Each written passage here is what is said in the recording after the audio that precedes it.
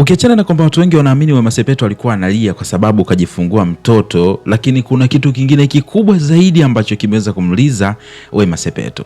Ulishawahi kumwomba Mwenyezi Mungu akufanyie kitu fulani hivi alafu yeye akafanya extra miles, yani akafanya mbali zaidi ya vile ambavyo ulikuwa umewaza. Yani unakuta ulikuwa umeomba Mwenyezi Mungu, Bwana nijalie kupata kitu fulani, alafu na yeye akakupa ziada ya kile ambacho wewe ulikuwa unatamani uweze kukipata, lakini ukaona hata nikipata hiki kidogo basi kinatosha kwa sababu kitakuwa kimenistiri kwa kiasi kikubwa sana. Sasa hiki ndicho ambacho kimeweza kumkuta Wema Sepetu. Unajua ni nini? Tuanze tu moja kwa moja mwanzo mpaka mwisho hii video ukapata kuona kila ambacho Wema Sepetu ameweza kukipata, na ndicho ambacho kimemfanya Wema Sepetu akalia zaidi na zaidi baada ya kuweza kujifungua mtoto na kushangaa kuona kwamba Mwenyezi Mungu ametenda hata vile ambavyo yeye alishakuwa amejikatia tamaa, ukiachana tu na kujifungua mtoto. Mimi naitwa Gabby Official, naomba nikukumbushe, tumia sekunde moja tu, bonyeza neno subscribe hapo chini ya hii video kwa sababu kuna mengi zaidi ambayo mimi nitakuwa nakusogezea hapa. Baada ya hapo like video, kisha kwenye sehemu ya comment utakuja kuniachia maoni yako kuhusiana na hiki ambacho mimi naenda kushare nawe hapa kuhusiana na Wema Sepetu. Lakini hakikisha tu umesubscribe kwa sababu story nyingi sana kuhusiana na Wema Sepetu nitakuwa nakusogezea hapa na nitakuwa najitahidi kukusanyia matukio karibu kabisa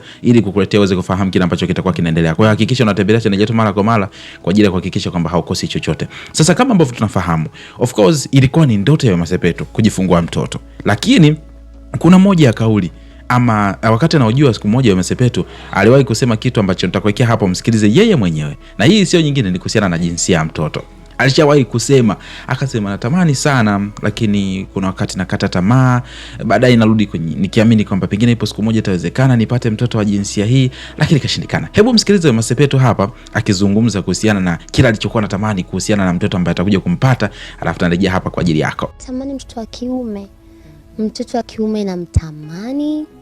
Sema hapa katikati ni kama vile nimefika point, nime give up. Kuna muda nilikuwa nina moyo and then nikaja nika give up, kapata moyo tena.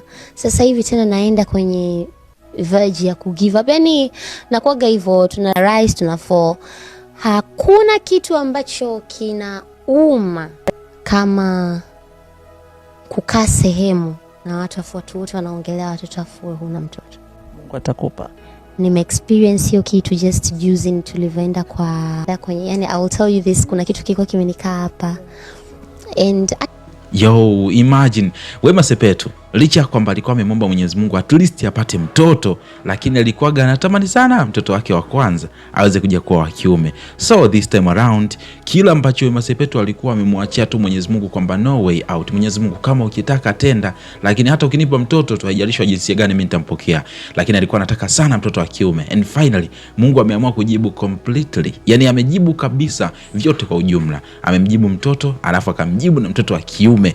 Sasa hivi Wema Sepetu amempata. So huyu mtoto bila shaka watu wengi wanataka kufahamu ataitwa nani, jina lake. Mimi niko hapa kwa ajili ya kukusogezea updates, nitakuletea hapa na utaweza kufahamu yote. Kwa hiyo muhimu zaidi hakikisha tu umesubscribe hapa kwa ajili ya kupata updates, lakini pia like video, kisha share video zako kufikia watu wako, marafiki zako nao pia wapate kufahamu kuhusiana na hiki ambacho mimi nimeamua kukusanua hapa. Naitwa Gabby Official na hii ni Bongo Vibe. Mpaka wakati mwingine, bye bye.